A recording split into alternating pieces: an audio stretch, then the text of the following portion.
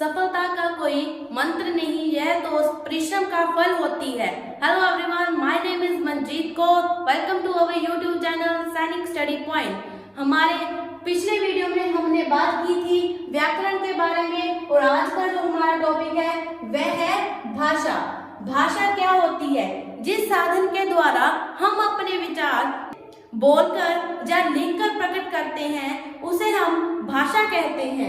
भाषा के 3 प्रकार हैं, मौखिक भाषा, लिखित भाषा और सांकेतिक भाषा। तो चलिए बात करते हैं भाषा के पहले प्रकार के बारे में, मौखिक भाषा। मौखिक भाषा जिसके द्वारा हम अपने विचार किसी के आगे बोलकर प्रकट करते हैं उसे हम मौखिक भाषा कहते हैं। जैसे टेलीफोन, रेडियो, दूरदर्शन आदि में हम बोलकर बात करते हैं या अपने विचारों का आदान प्रदान करते हैं, तो इन सभी को मौखिक भाषा की श्रेणियों में रखा जाता है। तो चलिए आगे बात करते हैं इसकी कुछ प्रमुख विशेषताओं के बारे में। यह भाषा एक अस्थायी रूप है, मतलब इसका हमारे पास कोई भी स्थायी रूप नहीं होता। उच्चारित होने के साथ ही यह समाप्त हो जाती है। इस भाषा में जब हम किसी चीज का उच्चारण करते हैं तो हमारे उच्चारण के पश्चात वह समाप्त हो जाती है। वक्ता और श्रोता एक दूसरे के आमने सामने हो प्राय तभी मौखिक भाषा का प्रयोग किया जा सकता है। मतलब वक्ता जो बोलने वाला होता है और श्रोता जो सुनने वाला होता है, अगर वो दोनों आमने सामने हो तभी हम क्या है मौखिक भाषा का प्रयोग कर सकते हैं। इस रूप की आधारभूत इकाई ध्वनि है। मतलब मौखिक भाषा की जो आधारभूत इकाई है वह है ध्वनि। विभिन्न ध्वनियों के संयोग से शब्द बनते हैं और प्रयोग वाक्यों में किया जाता है। विभिन्न वाक्यों का प्रयोग वार्तालाप में किया जाता है। जैसे कि हमने पहले व्याकरण में पढ़ा था कि वर्णों से शब्द बनते हैं और शब्दों से वाक्य बनते हैं। तो चलिए आगे बात करते हैं इसकी लास्ट जो विशेषता है वह है यह भाषा का मूल या प्रधान रूप होती है। इसके पश्चात है हमारी लिखित भाषा। लिखित भाषा वह भाषा है जिसके द्वारा हम अपने विचार या अपनी कोई भी बात किसी के आगे लिखकर पेश करते हैं, उसे हम लिखित भाषा कहते हैं।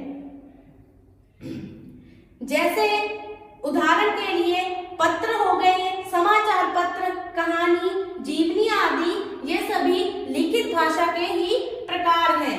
उसके पश्चात है हमारी लिखित भाषा की कुछ प्रमुख विशेषताएं। जैसे मौखिक भाषा की विशेषताएं हैं, वैसे ही लिखित भाषा की भी कुछ प्रमुख विशेषताएं हैं।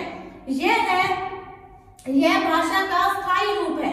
मतलब जो भाषा एक भाषा लिखी जाती है वह उसका क्या है, लिखित भाषा का स्थायी रूप होता है।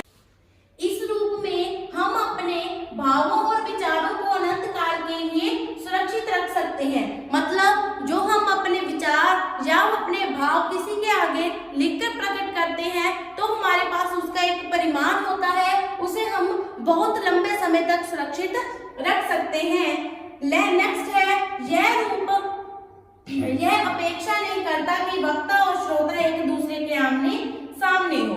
लिखित भाषा में हमें वक्ता और श्रोता के एक दूसरे के सामने होने की कंडीशन नहीं लगती है।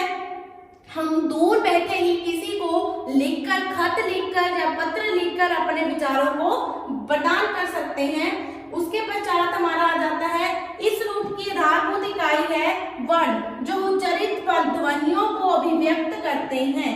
हमें पता है कि लिखने के लिए हमें वर्ण का प्रयोग करना पड़ता है। वर्णों की सहायता से हम शब्द लिखते हैं और शब्दों से हम वाक्य बनाते हैं। तो इसकी जो आधारभूत इकाई है वह वर्ण है। इसके पश्चात यह भाषा का गौण रूप है।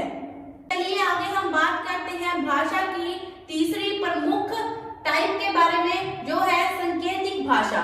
सांकेतिक भाषा वह है जिन संकेतों के द्वारा बच्चे, गूंगे आदि अपनी बात को दूसरों को समझाते हैं, सांकेतिक भाषा कहलाती है। मतलब जिस भाषा के द्वारा जो व्यक्ति बोल नहीं सकते या जो बच्चे हैं वो अपनी बात को दूसरों के आगे हमेशा संकेतों से दर्शाते हैं, तो उसे हम संकेतिक भाषा कहते हैं।